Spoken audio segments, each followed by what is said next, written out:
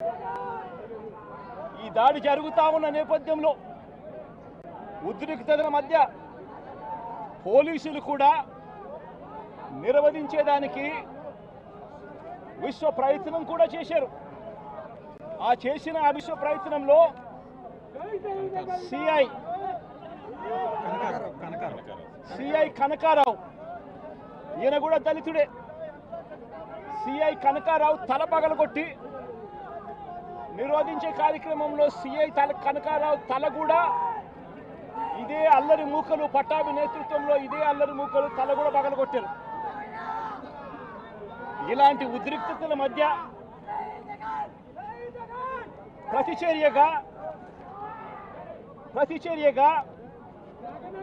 Telugu Desam party వాళ్ళు ఇటువైపున రావడం, ప్రతిచర్యగా YCP వాళ్ళు కూడా అటువైపున వెళ్లే కార్యక్రమం జరగడం, ఈ ఘటన జరిగింది.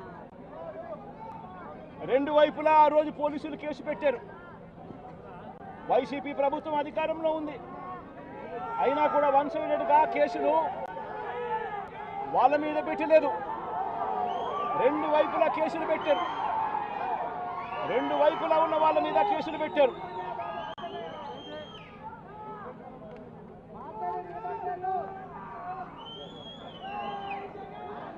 తర్వాత గన్నవరం ఘటనకు సంబంధించి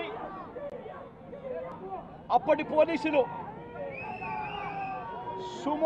సుమోటోగా టీడీపీ పార్టీ మీద, వైసీపీ పార్టీకి సంబంధించిన వాళ్ళ మీద, ఇద్దరి మీద కేసులు పెట్టారు.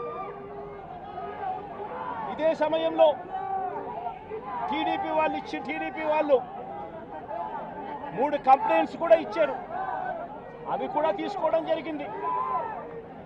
కానీ ఈ ఘటనలన్నీ కూడా టీడీపీ ఇచ్చిన కంప్లైంట్స్లో కానీ, ఆ రోజు ఇచ్చిన కంప్లైంట్స్లో కానీ, పోలీసులు పెట్టిన కేసుల్లో కానీ ఎక్కడా కూడా వంశీ పేరు లేదు. కారణం వంశీ ఘటనలో లేడు కాబట్టి,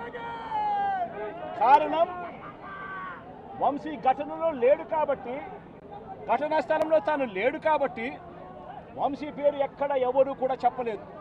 తెలుగుదేశం పార్టీ ఇచ్చిన కంప్లైంట్స్లో కానీ, పోలీసులు పెట్టిన కేసుల్లో కానీ. ఫిబ్రవరి 22వ తారీఖున, అంటే ఫిబ్రవరి 20వ తారీఖున ఇది జరిగింది. ఇది జరిగిన 2 రోజుల తర్వాత గన్నవరం టీడీపీ ఆఫీస్ ఆపరేటర్గా, డేటా ఎంట్రీ ఆపరేటర్గా పనిచేస్తా ఉన్న సత్యవర్ధన్ అనే ఈ దళిత యువకుడిని మంగళగిరిలోని టీడీపీ ఆఫీసుకు చంద్రబాబు నాయుడు గారు మనుషులను పిలిపించుకొని ఈ సత్యవర్ధన్ అనే వ్యక్తి ద్వారా మరో కంప్లైంట్ కూడా ఇప్పించారు. తెల్లటి కాగితం మీద ఆయనతో సంతకం తీసుకొని మరో కంప్లైంట్ కూడా ఇప్పించారు. దాని ఆధారంగా ఎస్టీ ఎస్టీ కేసు కూడా పెట్టారు. కానీ ఆ ఇచ్చిన ఆ కేసులో కూడా, ఆ సత్యవర్ధన్ ఇచ్చిన ఆ కేసులో కూడా అప్పటికి కూడా వంశీ పేరు ఎక్కడా కూడా లేదు. కారణం వంశీ అక్కడ లేడు కాబట్టి, ఘటనా స్థలంలో లేడు కాబట్టి. ఫిబ్రవరి 23వ తారీఖున సత్యవర్ధన్ నుంచి పోలీసులు ఫిబ్రవరి 23, 2023 పోలీసులు ఇదే సత్యవర్ధన్ దగ్గర నుంచి 161 స్టేట్మెంట్ కూడా తీసుకున్నారు. ఆ స్టేట్మెంట్లో, సత్యవర్ధన్ ఇచ్చిన స్టేట్మెంట్లో కూడా ఎక్కడా కూడా వంశీ పేరు ఎక్కడా లేదు.